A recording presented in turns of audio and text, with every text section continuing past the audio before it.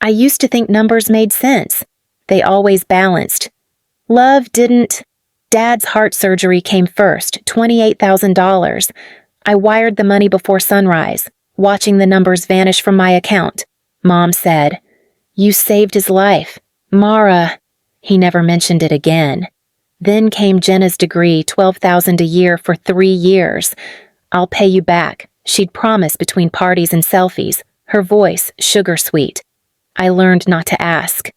The tuition receipts became my souvenirs. 2 summers ago, a storm tore through Des Moines and ripped half our roof off. Mom called crying. Insurance won't cover it all. $11,500 later. The house looked new again. They thanked the contractor, not me. Every transaction felt like a heartbeat I couldn't afford to lose. I'd been offered a senior accounting job in Chicago, once $92,000 a year plus relocation. I told them no. "My family needs me," I said, as if staying was noble. Mostly, it was habit. Now I sat at the same kitchen table I'd paid to refinish, the smell of lemon polish clinging to the air. Dad cleared his throat. Mom smiled too wide. Jenna twirled her hair, her nails perfect. "We've made a decision," Dad said, his voice the same steady tone he used to quote loan rates. "The house and our savings will go to Jenna. She's starting something new. She deserves support." I blinked, unsure if I'd heard him right. Mom nodded, adding softly, "You're stable, Mara. You'll be fine." The words landed like small, sharp coins dropping into a jar. Jenna leaned back, smug. "It's just practical," she said. "You already have your own place." I gripped my glass, knuckles pale. I thought of every bill I'd paid, every hour of overtime. My throat burned. "Congratulations." I managed. My voice sounded foreign, polite, like an employee acknowledging a bad policy. Dad looked relieved. "It's for the family's future." I stared at the polished table, seeing my reflection ripple in its surface. The room buzzed with chatter again, laughter floating over plates. I smiled once, small and tight, while something inside me, quiet and old, finally cracked, and nobody noticed. The night they called it a celebration dinner, I already knew something was wrong. The house smelled like roasted chicken and lemon candles, Mom's version of peace offerings. I came straight from work, still in my blazer, my laptop bag heavy on my shoulder. "Finally," Mom said, wiping her hands on a towel. "We were waiting for you." Jenna stood near the window, her hair curled perfectly, wearing a new silk blouse. "You made it. Big night." I set my bag down. Big night for what Dad poured wine into mismatched glasses. "For your sister," he said, handing me one. "She's pitching her new venture next week. We're all proud." Jenna smiled like a commercial. "It's going to be called Ember, an online boutique that focuses on intentional living." I forced a smile. "That sounds expensive." Dad's laugh was quick, uncomfortable. "Dreams always are." Mom appeared behind him with a tray. "Sit, Mara. We have something to share." The table gleamed, the same one I'd refinished when the varnish peeled years ago. I took my seat, waiting for the familiar small talk. Instead, Dad cleared his throat. "Elaine and I have decided something important," he said. "We've transferred the deed of this house and what remains of our savings to Jenna." The words hung there, sharp as glass. Jenna set her fork down delicately. "They believe in me," she said softly, not looking at me. I looked at Mom. Transferred. She nodded, eyes low. "It's time we invest in her future. You're established, honey. You'll be fine. Established. Like a stable piece of furniture." "I've been covering your bills for years," I said quietly. "The roof. Dad's surgery. Jenna's tuition." Dad interrupted, his voice firm. "And we're grateful. Truly. But she needs a foundation. A foundation," I repeated. "I built this one." Jenna's tone brightened. false sweetness. You're overreacting. It's not about fairness. It's about what's next. What's next? I said. Is you learning what money costs? Her smile faltered. That's harsh. Reality usually is. Mom sighed. Let's not do this tonight. This is supposed to be joyful. Joyful, I said. You just gave away the only thing tying me here. Dad's patience thinned. You're misunderstanding. Family decisions aren't about ownership. They are when one person pays the mortgage. Silence thickened. Forks paused mid-air. The candle flame flickered between us. The only thing still moving. Jenna leaned forward. You've always been so serious. Maybe if you loosened up, you'd see this is good news. I pushed my chair back, the legs scraping the floor. I do see. I just don't like what it says about us. Mom called after me. Mara, don't ruin the evening. I stopped at the doorway, my voice steady. I didn't ruin it. I just stopped pretending it's something worth celebrating. I left my glass half full on the table. The sound of their laughter tried to fill the space I'd emptied, but it couldn't reach me anymore. The morning after the dinner, I found a voicemail from Mom. Her voice was chipper. Too chipper. Don't hold on to last night, honey. It was just a decision about the future. I deleted it before it finished. At the office, numbers came easier than people. Columns balanced, totals matched, and no one asked for forgiveness. Around noon, my phone buzzed again. Jenna. I almost ignored it, then answered. Hey, sis, she said. Too sweet. Dad said you might still be upset. You good I'm working. I said, right. Anyway, small favor. I'm finalizing the lease for my shop, and the bank needs someone to co-sign. Just a formality. I stared at my monitor. You mean for the boutique, the one that doesn't exist yet? She laughed. You're always so literal. It's happening. Investors are interested. It's just timing. Why me? You have good credit. I'll handle everything. Ask Dad. He's good at handling everything. He's already helping in other ways, she said quickly. You'd just be listed on paper. No, I said. If you can't qualify a loan, maybe wait until you can. She went quiet. Then a sigh. You don't trust me. I leaned back. I don't trust debt. God, you're impossible. The call ended. That night, Mom texted. She's just trying. Mara, be kind. I didn't reply. A week later, I stopped by their house to drop off Dad's tax forms. Jenna's car sat in the driveway, new tires, new paint. Through the window, I saw them laughing, her showing something on her phone. When I knocked, the laughter stopped. Dad opened the door. We're in the middle of something. Kiddo. Can it wait? I handed him the envelope. Sure, I said. It usually can. Nora called early Saturday, her voice low and urgent. We need to meet, she said. Downtown cafe, 10 minutes. Nora Chavez had been my friend since college, straightforward. Impossible to shock. I could tell from her tone that this wasn't about coffee. When I arrived, she was already seated, a phone turned face down beside her cup. You're not going to like this, she said. I usually don't. I answered. She flipped the phone over.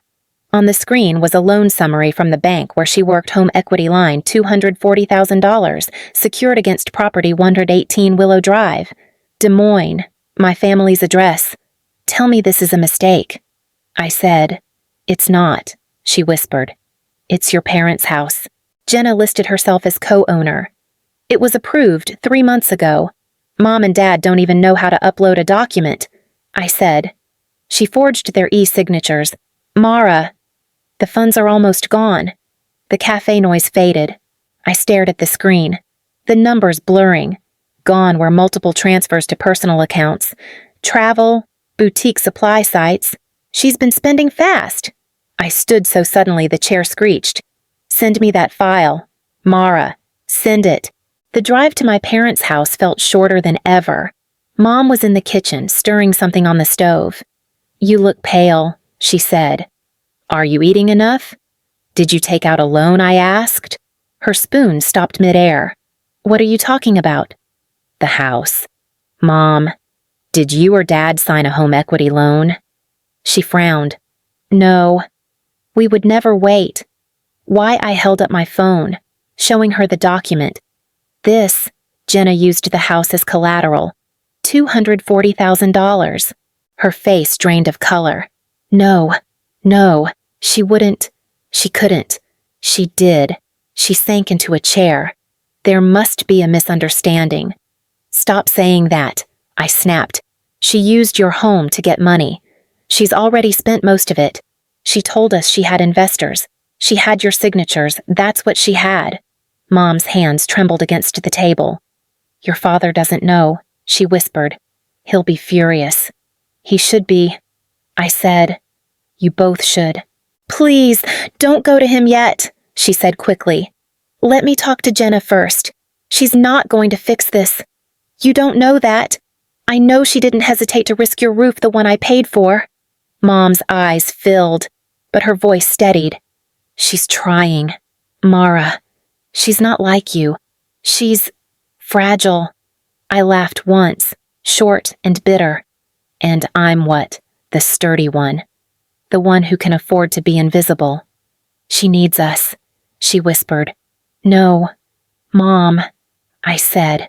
You need her to be a dream worth losing everything for. The front door opened then, Jenna's voice carrying down the hall. Mom, why's the car parked? She stopped when she saw me. Her smile froze. What's going on?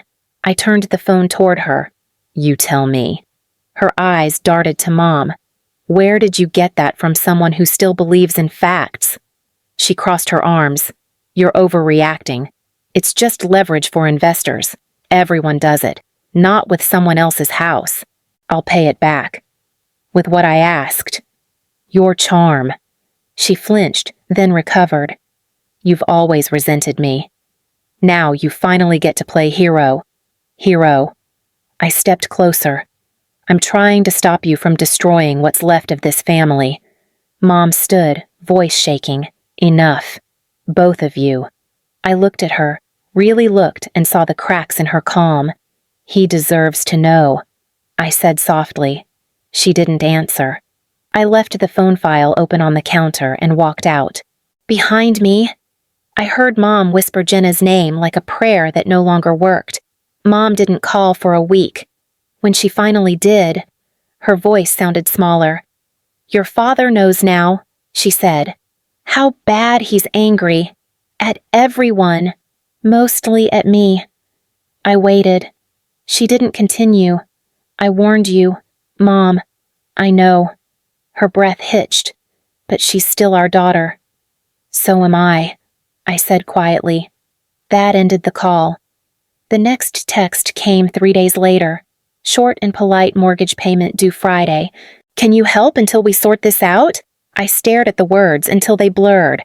Then I typed, That's not my responsibility. The moment I hit send, my phone vibrated again. Another message, this time from Jenna. You really hate me that much. No, I wrote, I just stopped paying for your mistakes. A string of messages followed pleas, insults, promises, but I silenced them all. The apartment felt too quiet. The hum of the fridge, the ticking clock, even the low buzz of traffic outside, all of it pressed against the stillness I'd created. For once, no one needed me. That night, Nora called. You okay? I told them no. I said, About time, she said softly. You can't fix people who think breaking you is normal. I almost laughed. You sound like a therapist. Just someone who's watched you drown politely for years. After the call, I sat at my desk. Bills, receipts, years of evidence of what I'd carried all neatly stacked. I opened the ledger I used for personal accounting, the one that started with Dad's hospital bill, and drew a single line through the last page. Total contributions 0 due. I closed the book, for the first time. There were no numbers left to save them. Only silence, and it was finally mine. It was nearly midnight when the knocking started fast. Panicked. I knew that rhythm. Family never called first. I opened the door to find Mom, Dad, and Jenna standing in the hall. Mom clutched a folder. Jenna looked wrecked, her mascara blurred. "We need to talk," Dad said. His voice was low, the kind he used when he'd already decided I was wrong. I didn't move aside. "About what, the bank?" Mom said, trembling. "They're foreclosing. We have until next week. Then you should talk to the bank," I said. Dad stepped closer. "This isn't the time for attitude. We're out of time." Jenna pushed forward. "You can fix this. You always fix things."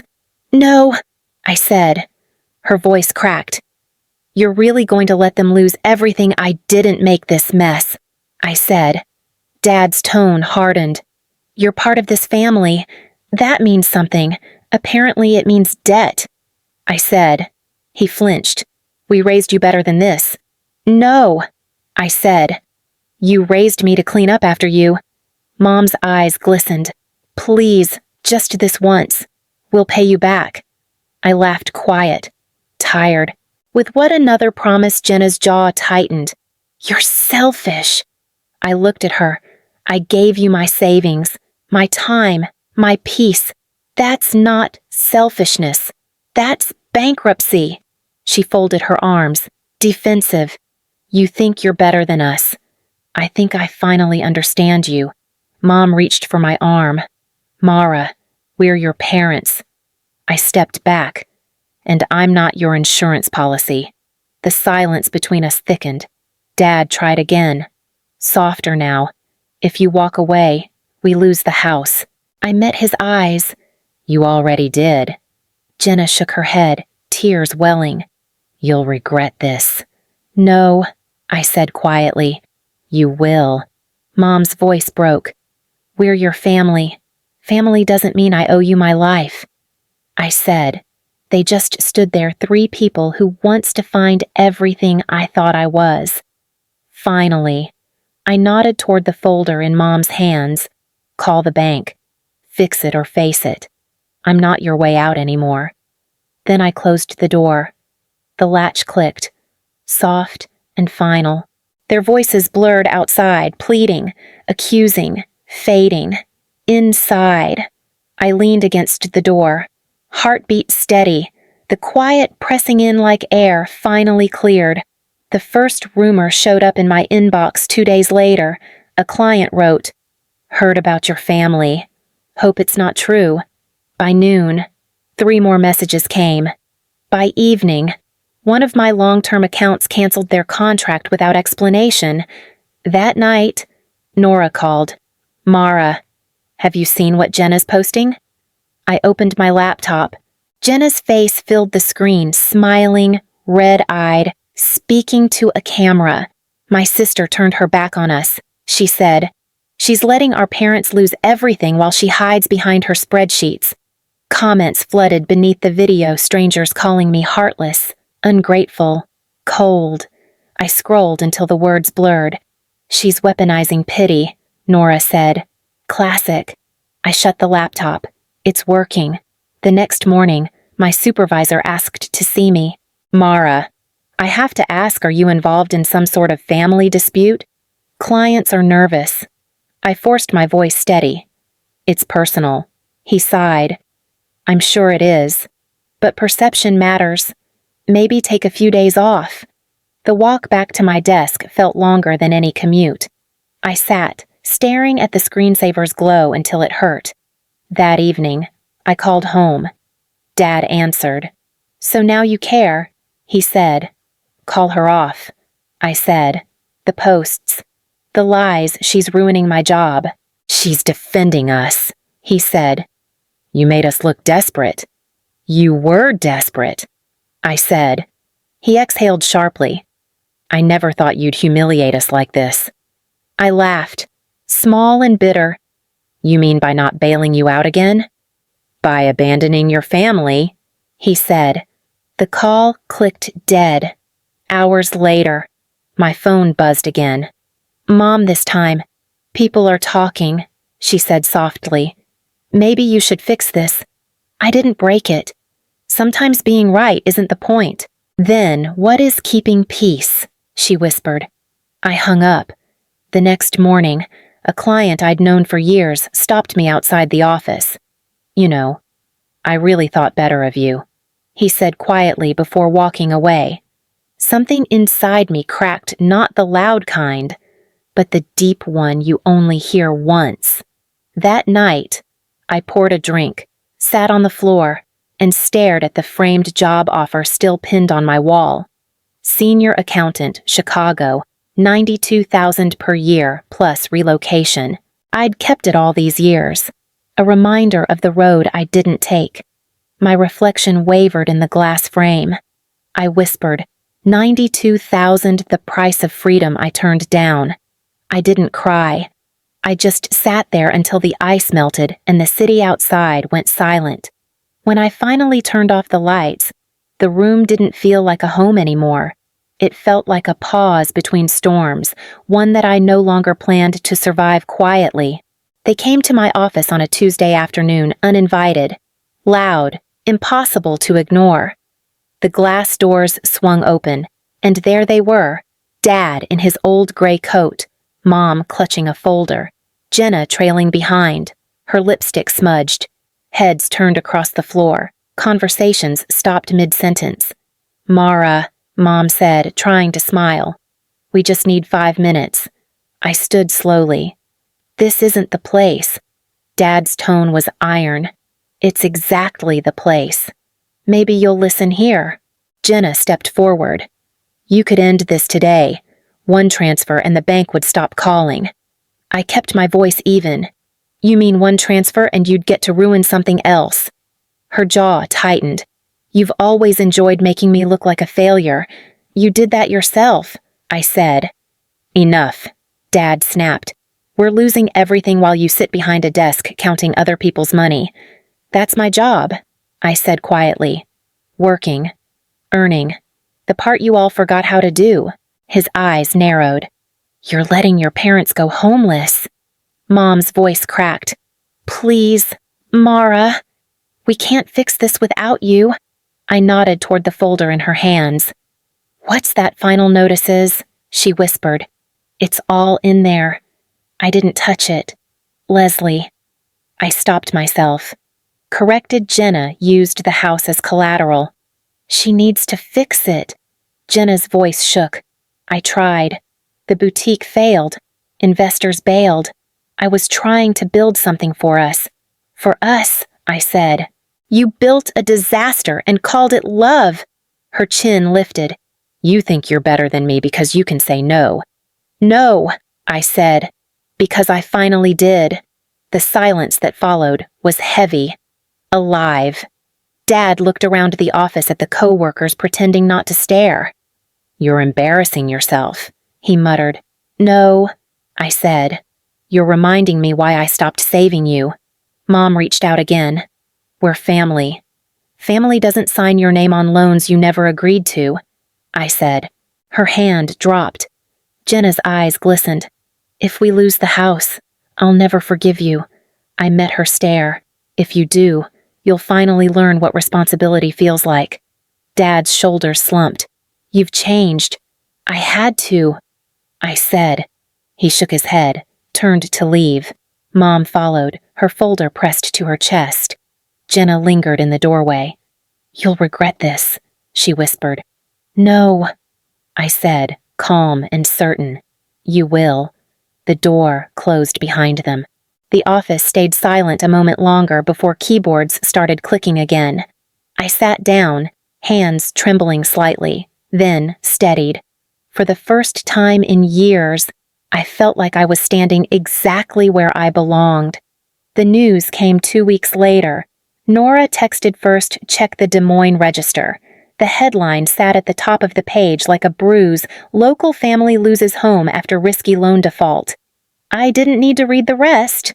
I already knew every number behind those words, the $240,000 loan, the missed payments, the silence that followed. By noon, co-workers were whispering again. Softer this time. Pity had replaced judgment. That night, my phone rang. I almost didn't answer, but Mom's name blinked again and again until I picked up. Her voice was thin. We're staying with friends. The house is gone. I closed my eyes. I saw. She hesitated. It's strange, not being there. Every photo, every sound gone overnight. I warned you, I said quietly. I know. She paused. Your father doesn't talk much. He blames himself. He should, I said. There was a long silence before she spoke again.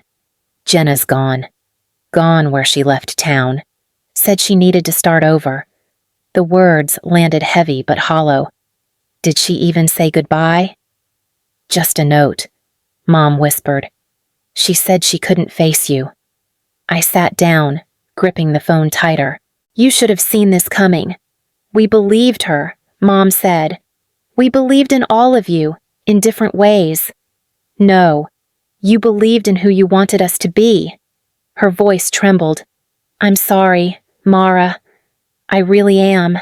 For a moment, I heard nothing but the static of her breath. It sounded like defeat. Where are you staying? I asked. With the Andersons. Just for now.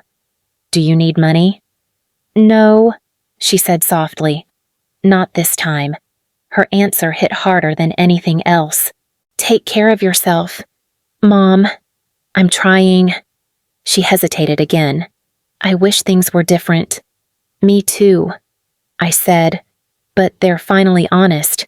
After we hung up, I sat by the window, watching the streetlights blur into streaks of gold. Somewhere across town, the house I'd once saved stood empty, a for sale sign planted in its front yard. For years, I'd kept it standing. Now it was gone, and for the first time, the loss didn't feel like mine. A month after the foreclosure, I packed the last box in my apartment. The offer from Minneapolis was official senior accountant, steady pay, clean slate. Nora stopped by to help carry things down. You sure about this? She asked. I'm sure, I said. There's nothing left to fix here. She handed me a folder. Your final pay stubs. You forgot to pick them up. I tucked them into a box labeled personal, not for family. The words felt like armor. As we loaded the last carton, my phone buzzed. It was Mom again. For a moment, I almost let it ring out, but something in me softened. Mara, she said, her voice quiet, careful. I heard you're moving. I am. I just wanted to say thank you for everything you did, even when we didn't see it. I leaned against the doorway. It took losing everything for you to say that. I know, she whispered. I wish I'd said it sooner. Behind her voice, I could hear Dad muttering something in the background, indistinct. Tired. Is he okay? I asked. He's different, quieter. And Jenna, she hasn't called. A pause. I hope she finds herself. So do I said, but I can't keep looking for her. Mom exhaled softly. You sound like someone who finally learned how to rest. I think I did. We didn't say goodbye. The line just went silent, then ended. When everything was packed, I took one last look around. The walls were bare, but the quiet didn't feel heavy anymore. It felt earned. On the drive out of Des Moines, traffic thinned until the highway opened wide. I glanced at the side mirror and saw the city shrinking, the skyline fading into morning light. At a red light near the edge of town, I passed the old street Willow Drive. The house stood empty, windows dark. A for sale sign planted crooked in the yard. I whispered, almost to myself. For years, I measured love in payments and receipts. The light turned green. I drove on. Now, I said softly, I'm finally even.